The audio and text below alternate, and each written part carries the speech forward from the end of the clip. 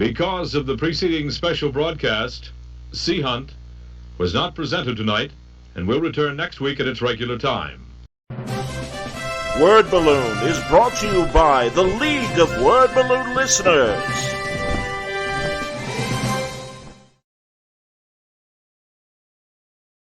What I do today is what I've always wanted to do since I was a child.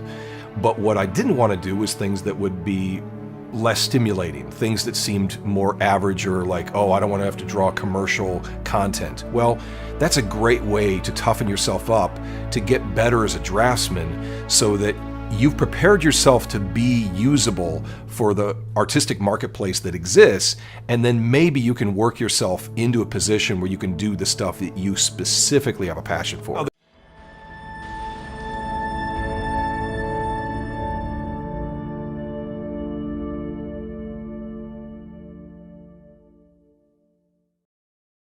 If you're here at Word Balloon, it's because you like comics, creators, conversation, pop culture subjects. Would you consider joining the League of Word Balloon Listeners? Patreon.com/wordballoon. For just $3 a month or more, you'll get exclusive access to the Word Balloon e-magazine, featuring transcriptions of some of my best conversations. When you subscribe, you'll also be part of the Word Balloon Book Club, where Brian Michael Bendis and I will pick a comic every month to review and discuss live with the League on this show. Join the League today, patreon.com/wordballoon. Thank you always for your support, League of Word Balloon listeners.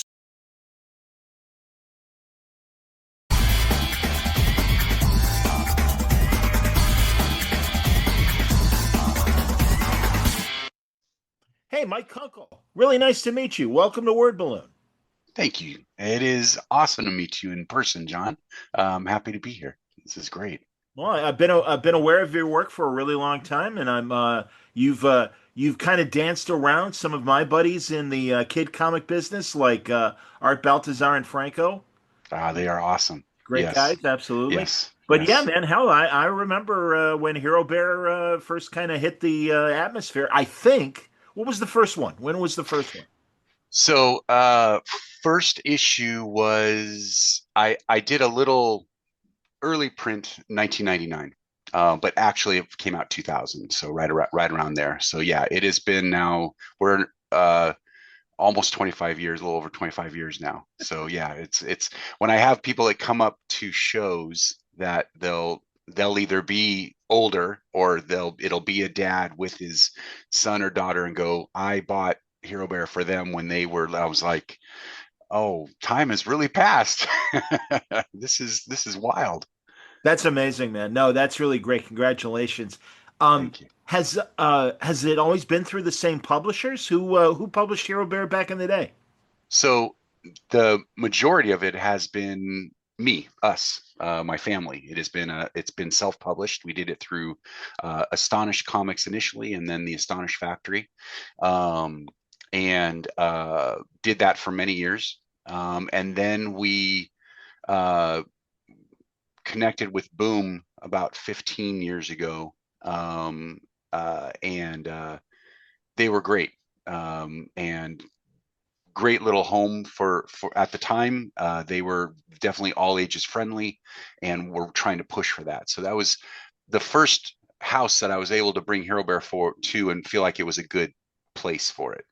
And then our contract ran out, and I wanted to do a big book. I wanted to do a big omnibus of the collection of the stories to the point, and a new story I wanted to do, and just put it out to the fans. And I knew the type of book I wanted to do wasn't a mainstream publisher book. All the things that I wanted to do with it wasn't manga. It wasn't fitting in the small digest size. It was completely the other direction. I actually patterned it after the Darwin Cook. I keep saying absolute, but it's not absolute. It's the Justice League. Yeah. Shame on me. Yeah, I know exactly what you're talking. The New Frontier. New Frontier. Yes, yeah, I was just going to grab it. That was my template for the big book that I wanted to do. I just kept looking at Darwin and what he did with that, and what DC did, and I said that's what I'd like to do. So formatically, in terms of size and everything. Yes. Yeah, it actually, I don't have the slipcase, but this is the giant book that Oh yeah, that I I have did. it too. Yeah, okay, yes. Or excuse me, I have the New Frontier. You have That's so that's yeah, so and wonderful that you it did goes in that, the man. slipcase and everything, and so Yeah. I just size wise, and it was more of a passion project. I did it a Kickstarter. It was our publishing, and it was a way for me to put out a brand new story just to the fans, just to to my tribe, kind of. Yeah. Did that, and that was 5 years ago, and then Adam Walenta, who's my editor at Papercutz, reached out, and we'd known each other a little bit through his book, Punk Taco, which is super fun. And he said he had just come to Papercutz, and they were looking for all ages books, and would I be interested in bringing Herobear there? And we talked a little bit, and I looked at what they were doing and saw the titles and thought, man, what a neat home this would be. And everybody that I've met at Paper, it worked. It went smoothly. It was like, yes, this is where Herobear should be.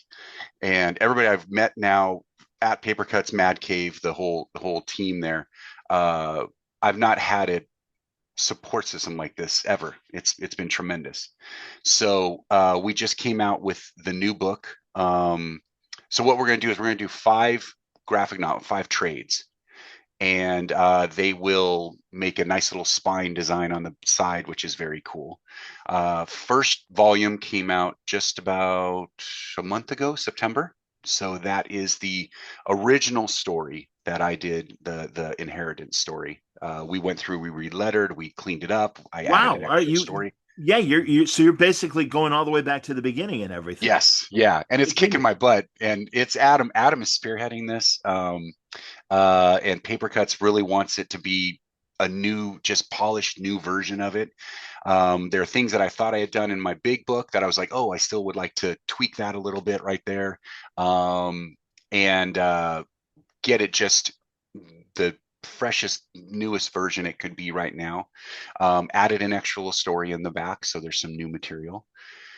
And then I actually did a one shot for this year with Papercutz that came out. It was supposed to be free comic book day. That didn't quite work, and I'm actually glad it came out actually just about a week or two ago with local comic shop day, because it actually is my love letter to comic shops. So it's a nice one shot story.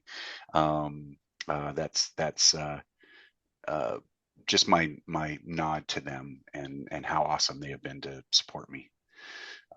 So yeah, we're volume 2 comes out in March, and getting that all together. That will actually be new material that only the people that got the big book would have seen it, but that's a small group, and they got it in a different format.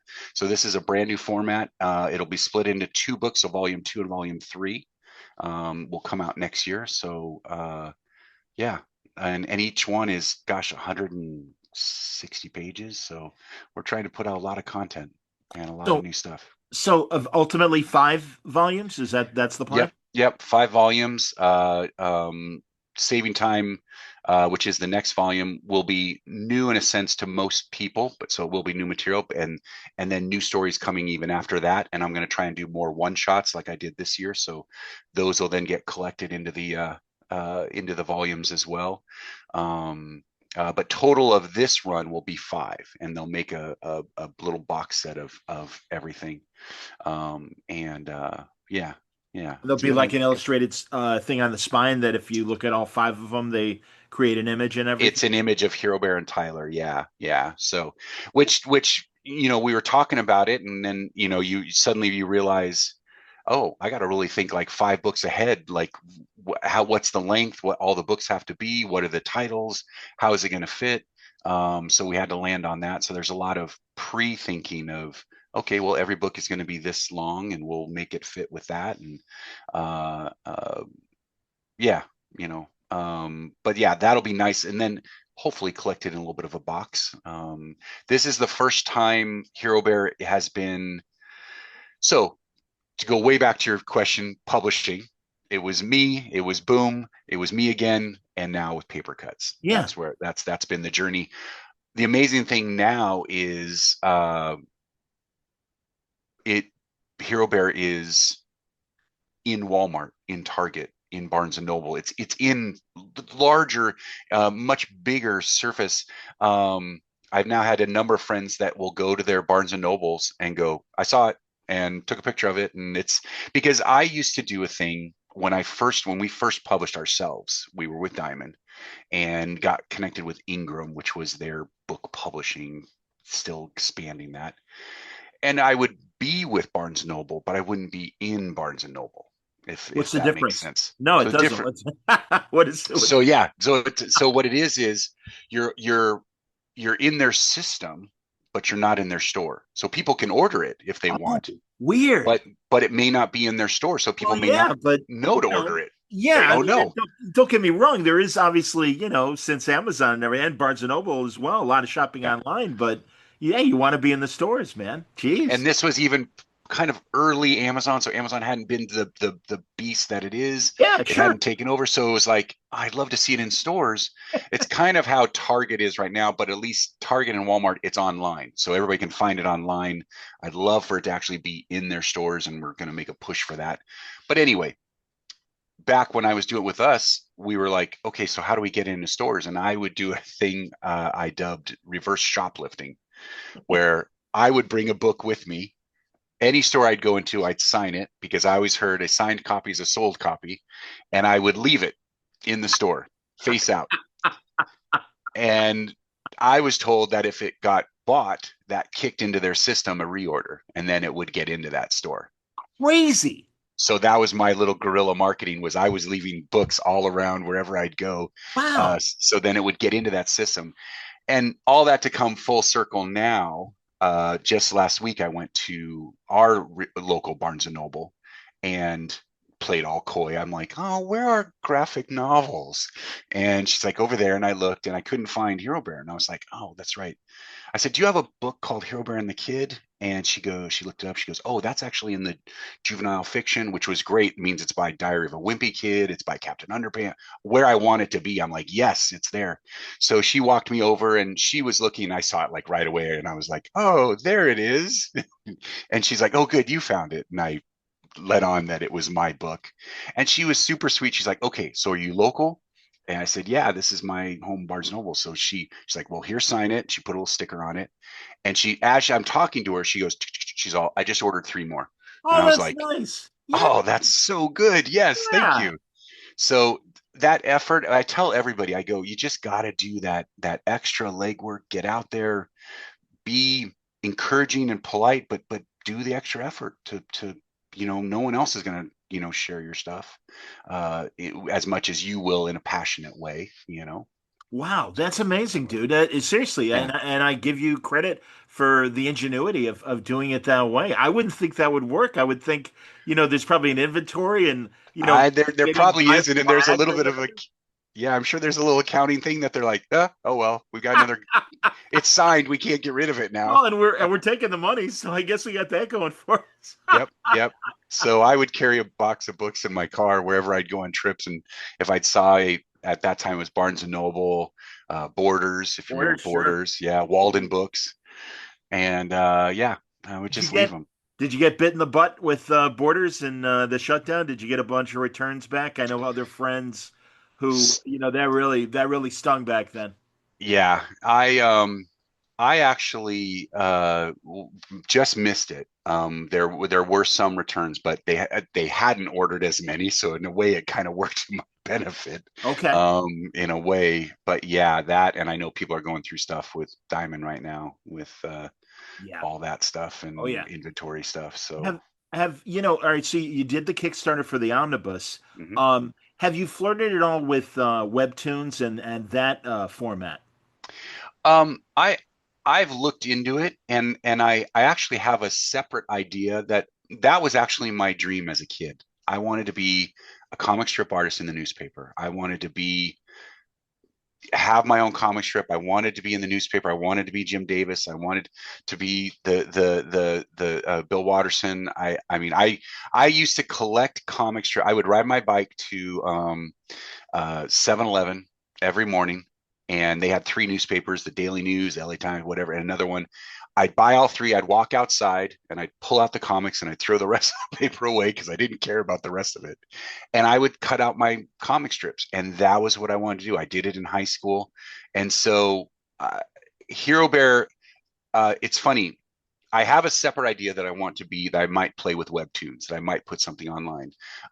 Hero Bear, I've started to do, and it's a fun format, is a Sunday page style. I just do a one-shot story as like an old Sunday page, like Prince you Valley know, used to be like that. yes, And yes, oh yeah, totally that. I know exactly what you Um, mean. Keep going. Yeah, so Crazy Cat, that size sure. of, and be able to tell one story, Little Nemo. I mean, I'm a huge Yes. fan of all those. And so I started doing something called a Sunday Town Chronicle. And it's just a faux newspaper, but it's as if I'm in a newspaper and there's a Hero Bear one shot story. So I'd like to do a batch of those, and that would probably be my foray into the website for Hero Bear to get it out there, um, uh, rather than a page to page story that may come later. But that would give me that little taste of it. I have a separate idea that I would do an actual comic strip. So yeah. The inheritance, and I'm glad you're bringing back volume one. I should really go back to the beginning with that and ask you. Obviously, you must have. I'm hoping you had a great relationship with your grandfather. I just Yes. love that. I mean, I did too. So that's great. And I really, Uh, there's the parent kind of connection with kids stories. But yeah, sometimes the grandparents, man, and they're yeah. magical. And I love that it starts with something that he got from his grandfather like that. I love hearing that. That means a lot when people connect with that because it is a nod to actually my great grandfather, Theodore Spalazza.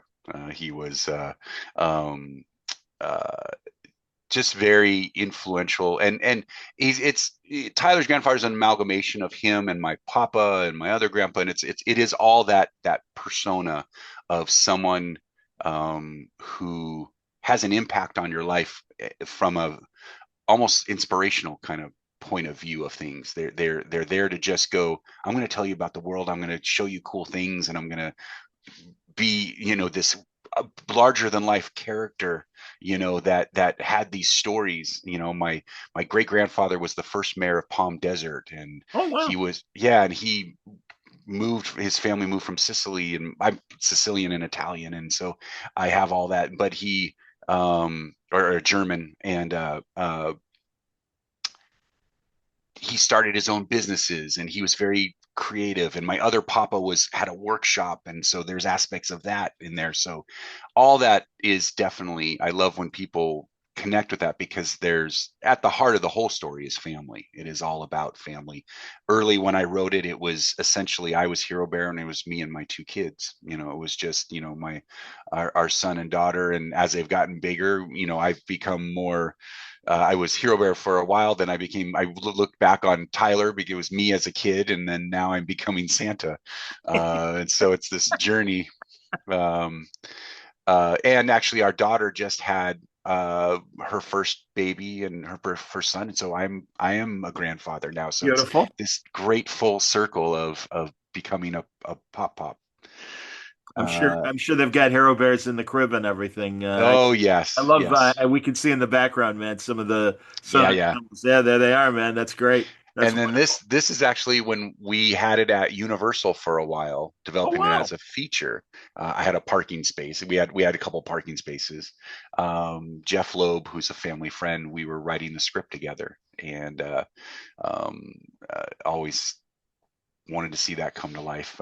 But it's hard inviting the studios into the sandbox. That's not my most favorite thing. Um, I can imagine. And yeah, again, I look to my buddies Art and Franco have had their yeah, run-ins with studios and things, so I do understand. That's yeah, that's too bad because you'd think it would be so easy to yeah. adapt, but of course, studios complicate things. You get into conversations, and I've been on enough projects for regular life to see what they do to things. And then you bring your baby in, and you get someone as creative as Art and Franco, who you go, just let them do what they do. They're so, brilliant. Let them do it. And I know for me, I was in meetings with Hero Bear where changes wanted to be made. I had an exec look at me and go, I know it's Hero Bear and the kid, but do we need the kid? And I was like, we're not going to keep going with it. I don't want to have this conversation anymore.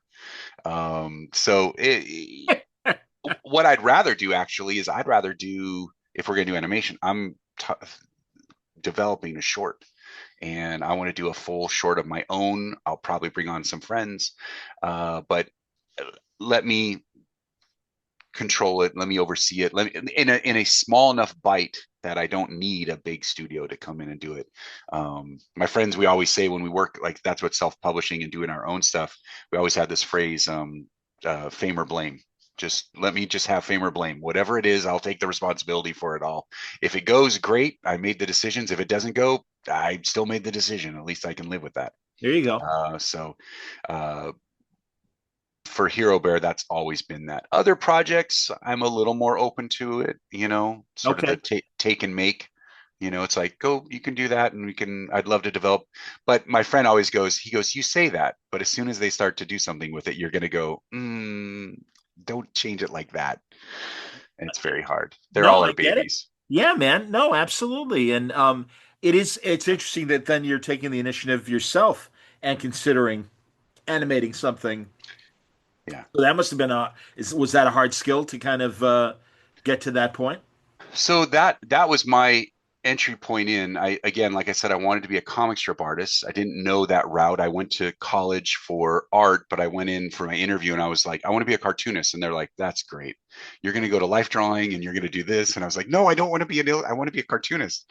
But I learned all the stuff I had to do for those classes. And a friend of mine had worked in animation, Jason Lethko, and he's been a tremendous animator, writer, and worked at Disney stuff. And he was my best friend and became my mentor. And so he kind of taught me. I took tests and then got into getting into one of the studios. And that has been my career now for almost 30 years. Oh, wow. So that's the day life. Okay. Is that I work in animation. I animated on Hercules and Tarzan and Capstone Dance and did storyboards and stuff on a number of projects. And so that's certainly, now the last few years have been a little bit drier. The industry is not, it's not in a good place these days. It's going through a change, not even a cycle. It's just a complete tear it to the ground and Phoenix, whatever it's going to be next. But that coming back, I spent many years as a traditional animator. So paper and pencil, that was my thing. And so now to go back and go, let's do this. Let's do a Hero Bear short with my skills and bring on some people that maybe could help out, maybe a couple people that people might know their names and I could go, hey, I got so-and-so to do a scene, and that would be great. And so many friends that have said, if you ever have a Hero Bear project, I'd love to be part of it. I'd rather do it like this, where it's more personal and we all can enjoy it, than with a studio. And it's a little bit more personal, in that way. Well, again, just like comics and stuff, it is getting easier to make our own things. I mean, everyone, filmmakers, animators, novelists, and comic book people. So that's great. And of course, again, I didn't realize you were working at Disney and all those great cartoons and everything. That's wonderful. Yeah, I'm very grateful for it. The projects I've been able to work on have been a dream, and learned a lot. I'm wrapping up something with Warner Brothers right now, so little bites these days, not as much long-term stuff. But I've been able to work with a lot of good people and a lot of good projects that I feel like I learned from. And so for me, that's what I brought into comics. That's why Hero Bear looks the way it does. It looks like, my friend called it a printed pencil test. He's all, it just looks like rough animation. And I'm like, that's good, because I stink at inking. So I'm not even going to, they're way better than that. So let me do rough drawing, pencil drawing style. Even if I do it digitally, it still has my loose pencil style. I like a looser type of drawing. I like seeing process. I like seeing where an artist made a decision, like, oh, not that line, but this line, and that sort of thing. So that to me was what inspired me to pull from animation and bring it into into comics in that way. I do lots of poses, sometimes too many, but I like to act out the dialogue as I would in animation. So I'm constantly pulling from that. And in fact, I did gosh, I should have had things more prepared. Oh, I do have Oh, them. please don't worry about it. I did another book called Ham and Eggs, Okay. and it is a pig and a chicken that are brothers, and it's basically my love letter to comic strips and the Muppets. It's one big story, but it's laid out like a comic strip. Sure it is. Oh, look at that. So Absolutely. 4 panels at a time. But what I actually did was I took this increment of a rectangle, and that's my storyboard. That's what I story. That's my format. So I storyboarded out the whole story and then laid it out 4 panels at a time. So I was able to pull from, again, my animation world and go, I do this all day. And then I give them storyboards and I'm like, all that work, it could be a book. And I go, well, why don't I do a book in that way? And so that's what led to doing that book. It's just much more cartoony and much more silly. It's got horrible puns that make me giggle. And that's, yeah. How about the Capstone stuff you've done with Scooby-Doo and Krypto and things like that? So that getting to do the DC Super Pets and follow up art, who had established such a great style, I super inspired by what he had done. And so they came to me and said, hey, do you want to do some of these Super Pets books? And I was like, heck yeah, these are fun. And it pushed me. And I love that. I love when I get on a project that it's like, okay, I've got to learn something new and push a little bit, some coloring. Most of my stuff is black and white, and I only do a little bit of color. So I was like, I've got to start understanding full color stuff and what do I want to do. And so it got me to learn a new skill set. And then they came and they said, hey, we want to do a new series, Scooby and Krypto Mysteries. And like, they barely got the words out of them all. Yes, yes, yes, yes, yes. Because I grew up, my sister and I, every morning it was Scooby-Doo. That was our show. And it was such a childhood dream to get to draw that character. And it was like, well, that makes sense. They should be. I mean, Krypto and Scooby should be buddies. They should be solving things. Sure. So that was a dream to get to work on that. They had a couple writers that were writing some of the stories, and I was able to give them designs that they liked, and we ran with that, and we did launch the new series with them. And I think we're at 8 books now. Wow. So super fun. And silly, and I actually love the format, which is this early reader, 3 chapters, kind of got comic book font in there every once in a while, so kids that are reading it, that are just starting to read, they can get a feeling of a comic but be used to reading prose in that way. Sure. I actually want to do some Herobear books like that. I'm like, why am I not doing Herobear in that early reader chapter book? My daughter's already said, why don't I have a board book? Because she's like, I can't let him read the regular Herobear books because he'll just tear them up. So I've got a board book idea that I'm going to do. So I'll get that out for little kiddos. What would a board book be? The board book would be, they're usually square, rectangular, hard page, like it's actually like cardboard. And this story is about Herobear and Tyler. Well, Tyler finds a cardboard box, and it's all the fun of what a box is, and him and Herobear going on adventures in his imagination. But it's one of those types of books that kids, they can't tear. It's just that thick board, cardboard. I'm with you now. Yeah. So there are a whole line of books like that for little kiddos, and it would be a great entry point for parents, because I'm always wanting to think about it that when I go to shows, it's those family events, it's a grandparent, it's we get so many people coming by at shows that go, I'm just looking for something for my nephew or my kids, or my friend just had a baby, or just has a birthday coming up for their son and or daughter, and I'm like, yeah, well, that's hopefully you find a bear here that can make them happy. Do you put Herobear through Scholastic as well? I think it's going to go through Scholastic with Papercutz. With Papercutz, great. I think so. I have to check that. I thought so. We're with Simon and Schuster. Okay.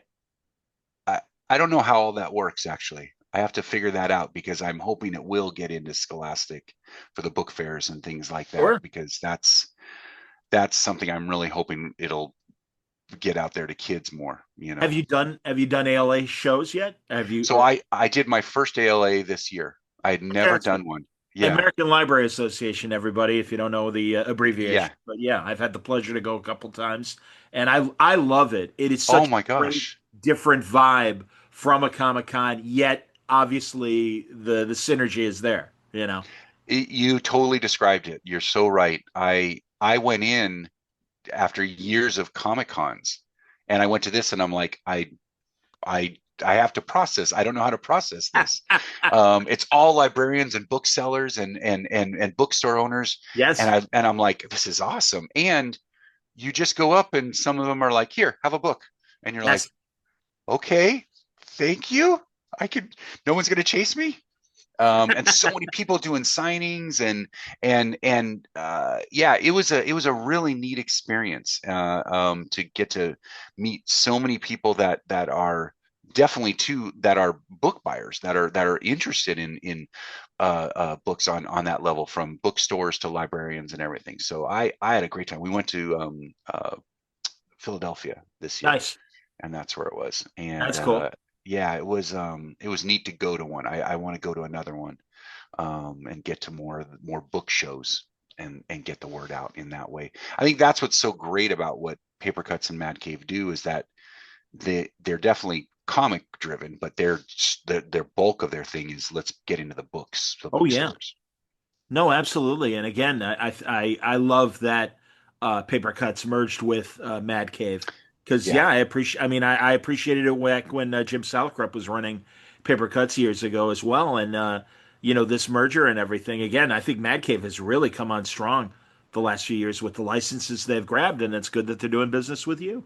absolutely. I'm very grateful to, and in fact, I just met Jim in person at Boston this past year, and we were next to each other at tables, and it was a great fun weekend to get to know him and talk about his history of things and stuff like that. I mean, I had seen his name on stuff for years, so it was like, Yeah, yes, paper cuts, but even all, Marvel. yes, Yeah, so Marvel and many, Spider-Man. Absolutely, so man. many Spidey books, that Absolutely. you're like, oh, you're that Jim Salicrup. Oh, okay, wow. That's So that was, I kind of nerded out a little bit there. That was very fun. Um, but yeah, so for me, this opportunity to now even get the book out to, we haven't had a new trade in almost 12, 14 years. The hardcover, like I said, the special book was a very limited run. It was a very limited edition. So that was only if you saw it and got it. Otherwise, it's nice to find a new audience now. In fact, I've now been to a couple signings um, since the new volume has come out, and a number of new young readers. I'm like, yes, this is new generation. They're like, I just got your book, and could you sign it? And I like it. And I'm like, this is very cool. That's exciting to see new readers finding it. So I'm hopeful that as volume 2 and 3 come out, not only because it makes the little image, but that shows you that there's more, that are going to be coming. And actually, I can give you a sneak if you want to. It'd be my pleasure. That'd be great. Let me share real quick. This is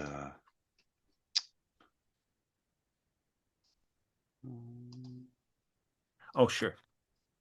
oh yeah, I have to send a No request. worries. There Did we it go. go through? There it went through. So this is the covers. You'll see. Gosh, I No have problem. way too many windows open, of course.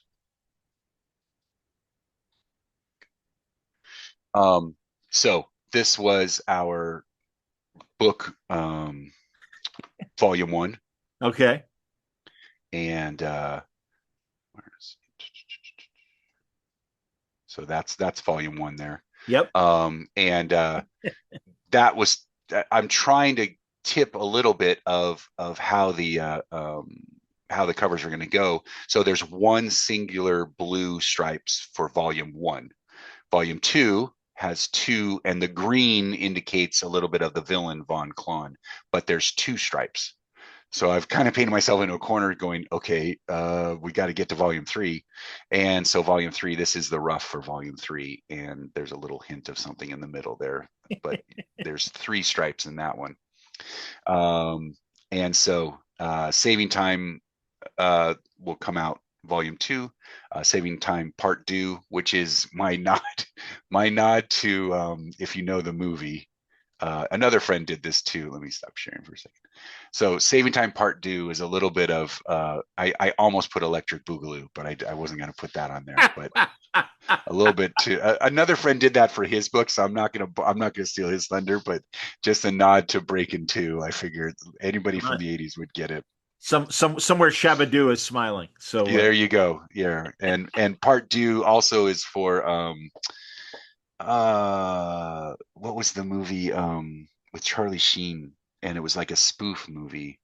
Oh, Hot Shots? Hot Shots Part 2. Yes, it's a little nod to that too. So there's nothing in it that has Hot Shots in it, but I love that Part term 2. is Part 2. Anyway, that's hilarious. Take me back to Billy Batson and Shazam. So how did you get that gig? And what were your thoughts getting the gig? Like, so how did it all happen? Was a dream. That was Jan Jones called me up one day, and one of the most influential persons of my comic book that she changed because of what she offered me to be able to do. And she said, we've got this new all ages line we're going to be doing with DC.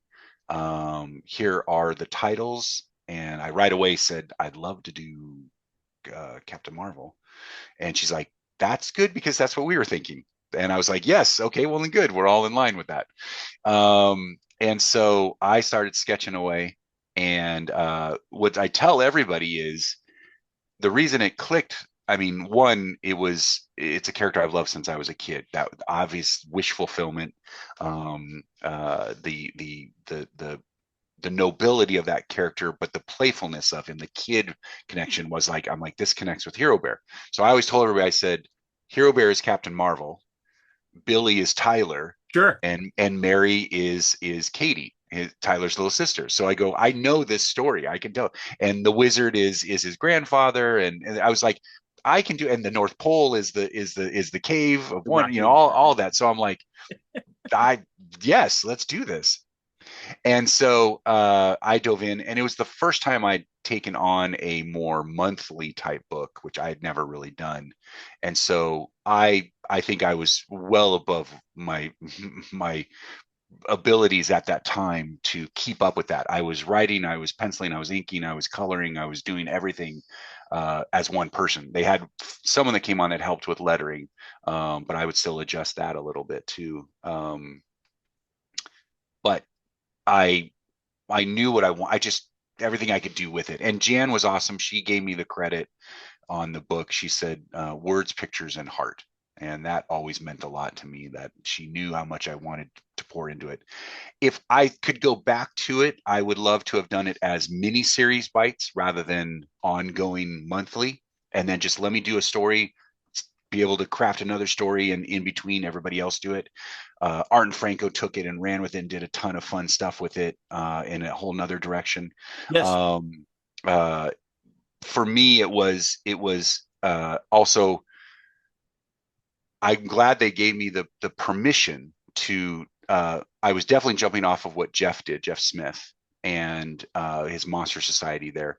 I wanted to go back a little bit to the wish fulfillment. For Jeff's, his was Billy says the word and Captain Marvel shows up and he's a different person. Yes. It's a different entity.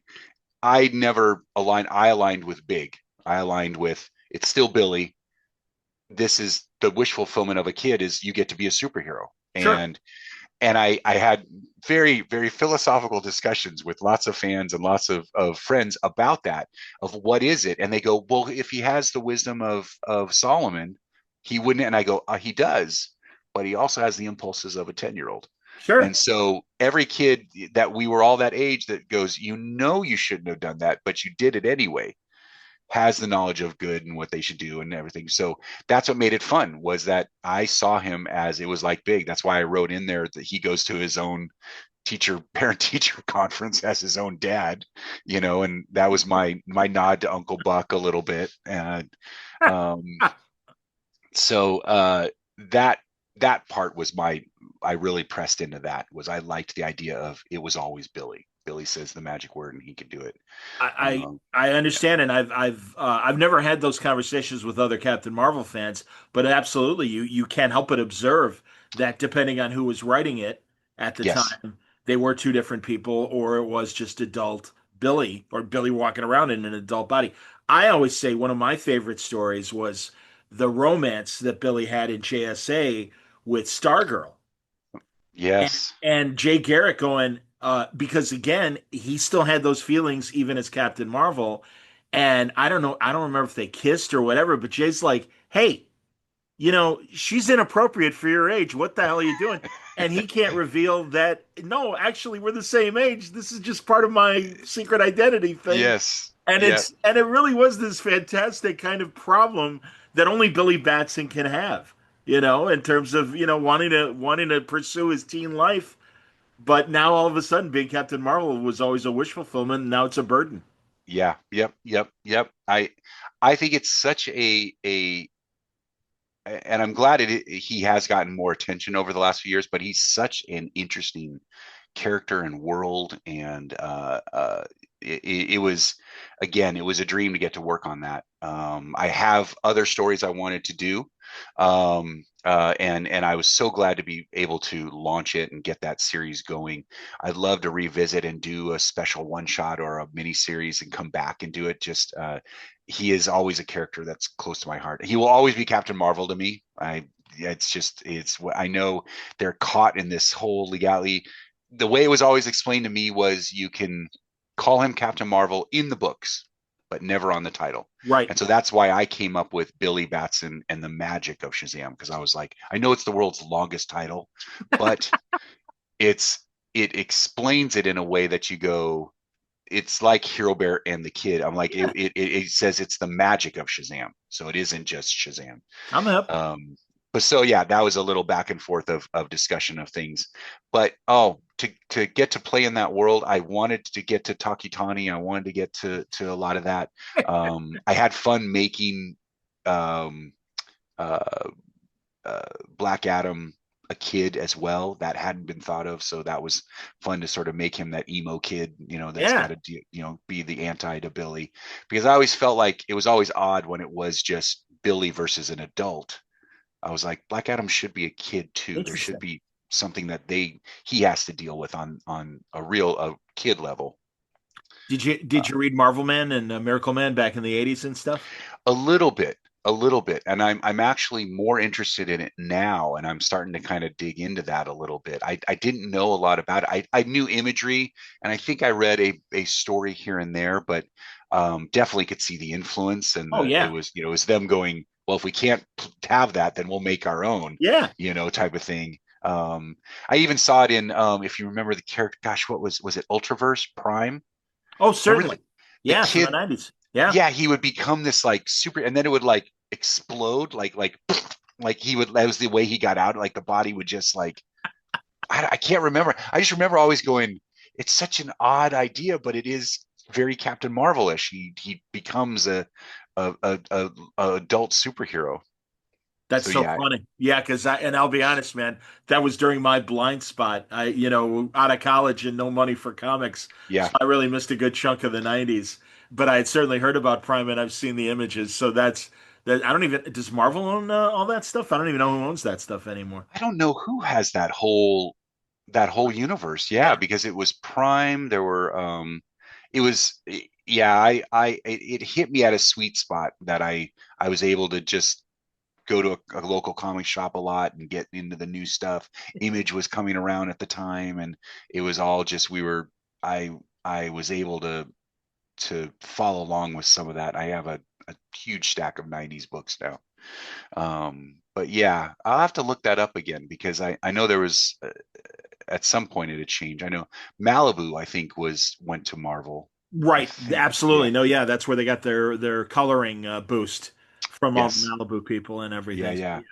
Yeah. No, interesting, man. I did you what have you thought of the latest superhero movies? Did you see Superman and Fantastic Four and Thunderbolts? So no, Okay. it has been a crazy summer of and I'll tell you this, I everybody around me has seen them.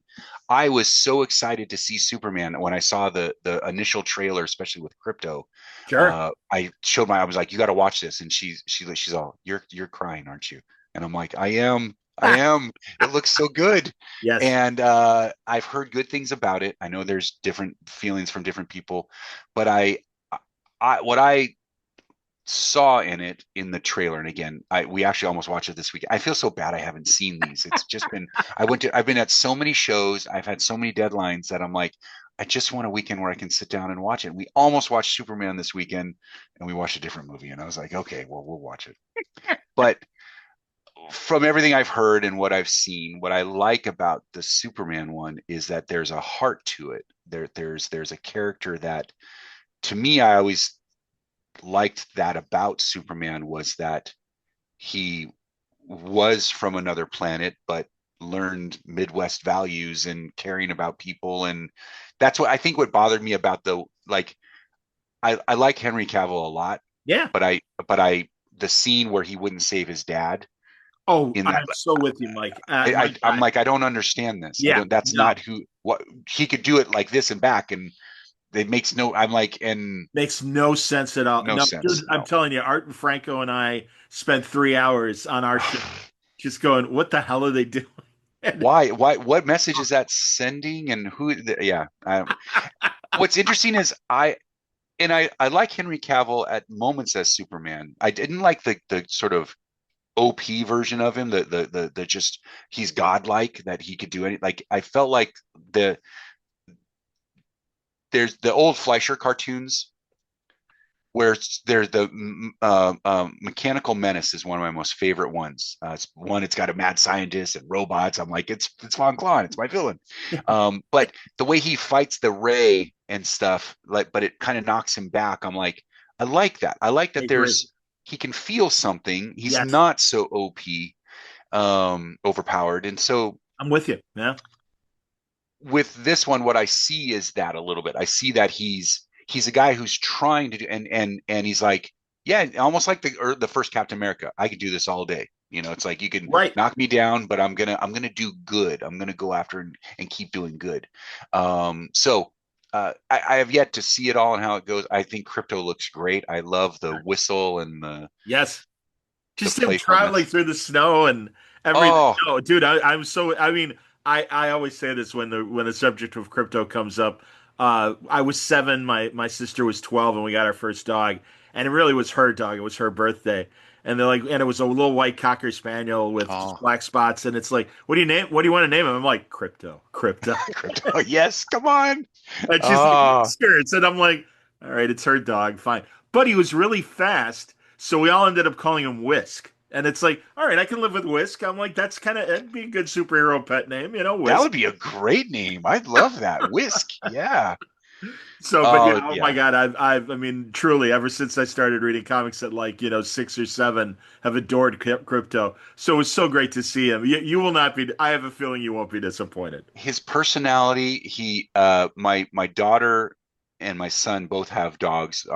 My son lives with us still, and has brought his dog here. Remy is my little bud, but our daughter's dog is Moose, and he is a bigger dog, but he's Krypto's personality. And so when I watched that, I was just like, oh my gosh, that's totally Moose. And he looks like Remy because Remy's all white. And so I'm like, it's a mix of both our dogs, but he's the personality, the playfulness. It's like, I love that. And I love that heart side of it. One tangent real quick back on Henry Cavill. Yeah, please. Have you ever seen the movie? Sorry, I'll babble all day. No. Tangents are welcomed on Word Balloon, Mike. Don't sweat it. Good. The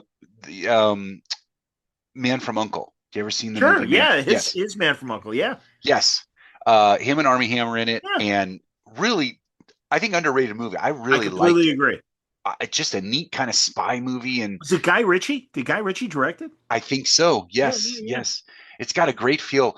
yeah. But when you see him in that and in the Mission Impossible, I go, he should have been Bruce Wayne. He should have been Batman. Interesting. Not, Sure. Interesting. Yeah. I I get would it. have been all over him being Batman, Bruce Wayne, and he would have been an awesome Batman. That's a very good call. Yeah, I agree with you on that, And man. then someone else being Superman, because I just always felt he was tougher than Superman is more heart. He's more grim. So yeah, Interesting. No, I'm with you, man. And yeah, it's again, I always say Zack Snyder is a great visual director, yeah, but I'm not crazy about his character and story ideas. I just there's no joy. And my God, if anybody represents joy, it's Superman. yeah, So yeah. I'm with That's you. what you hope for. Yeah. Yeah, No, well, again, Gunn gets it. So good. I think you'll be happy. So, but regardless, hey man, I love. I'm glad that Hero Bear has found this new home at Papercutz. Thank you. I am Absolutely. too. I'm having a ton of fun with it and bringing it out and getting a chance to just share it with a new generation, new people, and so excited to see the books. They're doing an amazing job. The size they went a little bit larger with it, which is good. I didn't want to go the smaller manga size, so they were willing to go a little larger comic book trade size. Just great production of it all around. So it's when you get these books back, I tell everybody, ever since my very first book, I still feel it every time. As soon as I get a copy, I get a box and I open it up. It's like Christmas every single time. I can't get past that great feeling of accomplishment of holding something tangible. And I think everybody should feel that in some way, whether it's a book, a drawing, a production like this. It's something that when it's completion means so much. And so many people have ideas for stuff, and I love it. And I go, get someone had a great phrase, finish not perfect. And I'm a big believer in that. Just get to completion and shareability. And that is the best part of being creative. And I love it. So getting to do this again now with Papercutz and put out new stuff is awesome. So yeah. Wonderful, man. Excellent. So the inheritance is out. Inheritance came out in September. Yep. It's available online at Papercutz, Simon & Schuster, comic shops. Saving Time, Volume 2 Right. of Herobear comes out March. So we're putting finishing touches on that now. As my bio always says, it lists all my credits, but at the very last line it says he's never been early for a deadline. And all my editors, God bless them all, they've all been very, very kind as I've noodled things and polished things to get them to the deadline. Well, we want it good, and I respect that, and I understand that, and especially a monthly deadline is tough when you're not used to it. So I can appreciate that. Yeah. But I'm glad you're in a place where you get it done and put it out, and Yeah. then yeah, that'll be I great. think it works better that way, and you get to do all the polish. And obviously nothing's ever perfect, but you do the best you can. But yeah, I think it's also good for creative people to recognize what is your work process that works good for you. Putting it out a week, a monthly thing isn't my thing, but I can put out events, special. Here's a completed thing. Here's a completed thing. Here it is. Excellent. So yeah, No, check that's it out. great. Well, Mike, really great meeting you, and You too. continued success. You're welcome back when you got something new to talk about and I everything. would love it. Yes, we need just a time where we get a bunch of artists and creators together. We just talk We just like cartoons, and I would love that. that. Cartoons, like animated cartoons. Animated or comics, all of it. Just have a little Are you, cartoon. are you Uh, watching? Are you watching? Do you have access to MeTV Tunes, their new channel? and that is the next thing I want to get. Yes, a bunch of people. What are you watching on it? Oh my God! Just all the Well, I mean the Scooby. speed. Well, the speed race. I'll be honest. I mean, I love classic old 1969 Scooby-Doo. Yeah. And honestly, I don't know. Have you seen? See, we can go on a tangent about this. Have you seen the Supernatural show where they go into the Scooby Doo episode? No. Oh my God, it's on No. Netflix, and the Okay. episode is Okay. specifically called Scooby Natural. And you'll Oh, lose that's your awesome. mind because I mean, honestly, I was just a casual Supernatural fan. And Okay. Jeremy Adams, the DC writer that's doing a lot of animation and comics and stuff. He was one of the writers on the episode. Oh, that's And great. I'm like, That's Jared, great. I mean, it is so great because it really is these two live action people. I mean, they don't do it like the old Tom Sawyer, Huckleberry Finn, Banana Splits thing where it's live action actors Yeah. walking through the animation. So they Yeah. are animated as well. But I mean, they know I love it. Scooby-Doo. Jensen Ackles is all about hitting on Daphne, which is hilarious.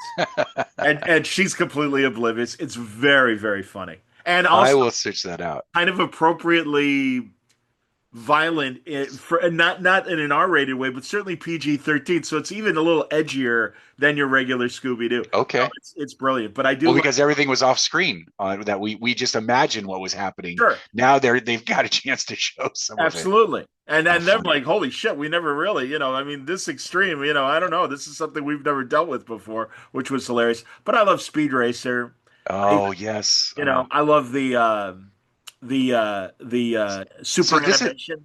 this is almost like Boomerang. It almost is like what Boomerang used to be, Well, isn't it? yeah, and it's more like what Boomerang, like you just said, used to be. Because Oh, they lean into not only like the old Hanna-Barbera stuff from the 50s and 60s, but they've got like Heckle and Jekyll cartoons, and oh, so UPA is in there and okay. Columbians.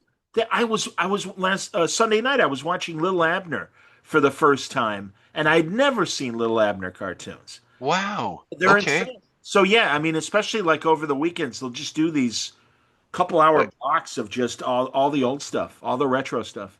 I love that. Okay, we're gonna add that to our TV, so we have that as a Yeah, if you're an able, app yeah, there. no, Yeah, I mean, I hope 'cause, we can. yeah, when Boomerang really started getting more modern, I'm like, oh man, no, man, No, and again, I understand because again, you want to appeal to the kid audience, but it's like, this stuff still works. I don't know. why do we keep going back to it? Because it works. Tom and Jerry, all the old Warner Brothers cartoons. We used to say that's how I write. Everybody always asks, "What's an all ages book?" And I go, "Well, honestly, it's a little bit of mid century Disney with just tone like that." But I said it's Warner Brothers cartoons. When Oh we yeah. were kids, we laughed at what they did. As we got older, we laughed at what they said, and it just hit us on different levels. I hope the new owners, I mean, my God, I don't know if it was true or not, Uh, but a few months ago they were saying that maybe Warner Brothers might want to, ditch the animation, and it's like, oh my God, I mean, it's not as foundational as Disney was, but it was so significant for so many oh, decades, and the licensing, it's like, why would you? Yeah, it's they like, they don't should make they this should stuff. rival Disney. For Agreed. years, we've all said it. They should rival Disney with their legacy, with their library, with everything that they've got.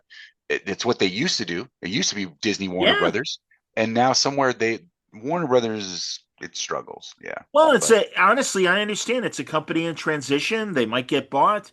I'm yeah. glad that that distributor came around to do that Porky Pig Daffy movie and put Hmm. that out. Yeah, that was fun. That Yeah, actually was a really fun little movie. yeah. No, I mean, truly, every time they've done anything like that, it's always been interesting. And I mean, really, God, my buddy Heath Corson wrote the Johnny Quest Tom and Jerry thing that they Oh wow. and it's like, come on, man. I mean, I Yeah. guess that was Hanna-Barbera, but still, it's all Time Still, Warner and everything. if I could ever do a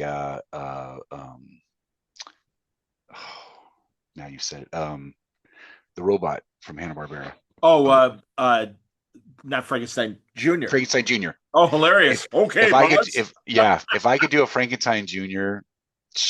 book or special, that I would have so much fun with that. That would be so much I fun. just love that booming voice. Come on, Oh, we're gonna do this. Okay, Buzz. okay, Buzz.